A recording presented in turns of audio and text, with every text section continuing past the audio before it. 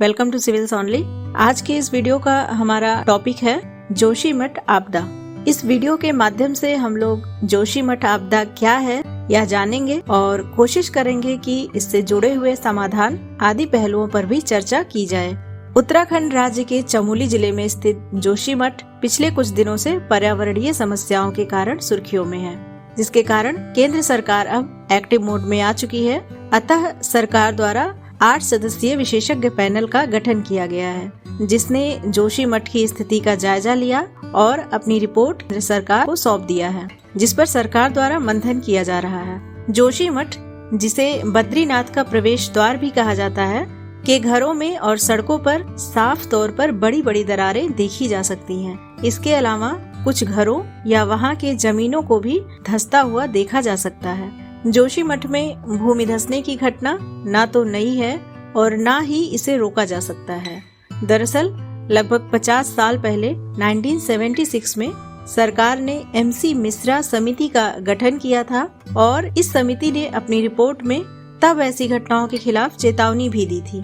समिति ने मरम्मत और अन्य निर्माण कार्यों के संबंध में कहा था कि निर्माण कार्य इस तरह से किया जाना चाहिए कि पहाड़ों में ना तो विस्फोट करना पड़े और ना ही बोल्डर हटाने के लिए खुदाई जैसे कार्य किए जाने चाहिए। इसके अलावा इस क्षेत्र में पेड़ों की देखभाल इस तरह से की जानी चाहिए जैसे बच्चों की देखभाल की जाती है।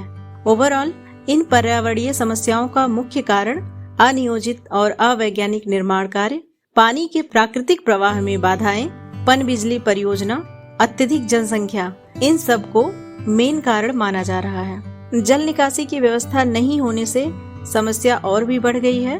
अनियमित निर्माण प्रायः जल के प्राकृतिक प्रवाह में आड़े आता है, जिसके कारण जल को वैकल्पिक मार्गों की तलाश करनी पड़ती है।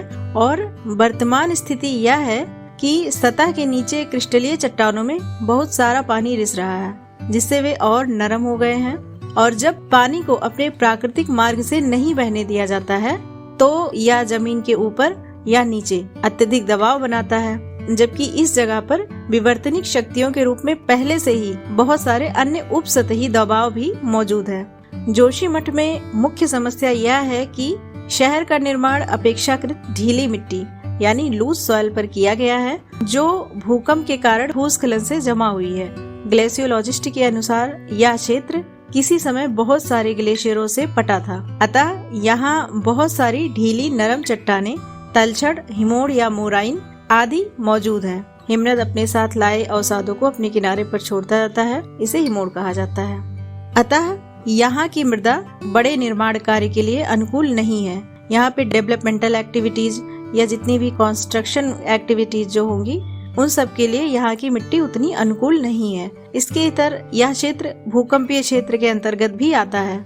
वर्तमान में एक्सपर्ट की माने तो 3 महत्वपूर्ण तीर्थ स्थल बद्रीनाथ, हेमकुंड साहिब और शंकराचार्य मंदिर के उपस्थिति के कारण इस क्षेत्र में सैलानियों के साथ साथ विनिर्माण का कार्य भी तेजी से बढ़ा है। इसी के साथ जितनी भी अवसंरचनाओं का निर्माण किया गया है उनमें से अधिकतम अवैज्ञानिक तरीके से हुई हैं। रन ऑफ रिवर परियोजना के तहत चमोली जिले में धौली गंगा नदी पर तपोवन विष्णुगढ़ पावर प्लांट जैसी पनबिजली परियोजनाओं का निर्माण भी इस घटना को बल देने में खासा भूमिका निभा रही है। इन कारणों से भी यह आशंका जताई जा रही है कि शहर के कुछ हिस्से अपने ही वजन के कारण नीचे गिर के धंस न जाएं। इन सभी परिस्थितियों के मद्देनजर अब सवाल यह उठता है कि इसका तत्कालीन समाधान क्या है। विशेषज्ञों का कहना है कि दीर्घावधि प्रतिक्रिया योजना के अंतर्गत एक विस्तृत योजना पर विचार करना चाहिए जो सूक्ष्म स्तर पर नियोजित की गई हो। जोखिम मूल्यांकन के अनुसार गतिविधियों को बहुत सख्ती से विनियमित करना होगा।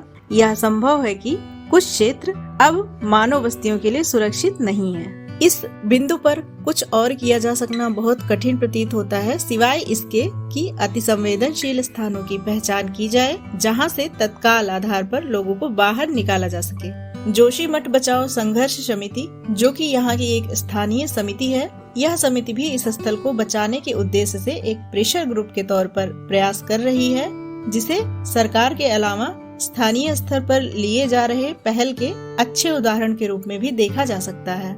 मिलते हैं नेक्स्ट वीडियो में। Thank you.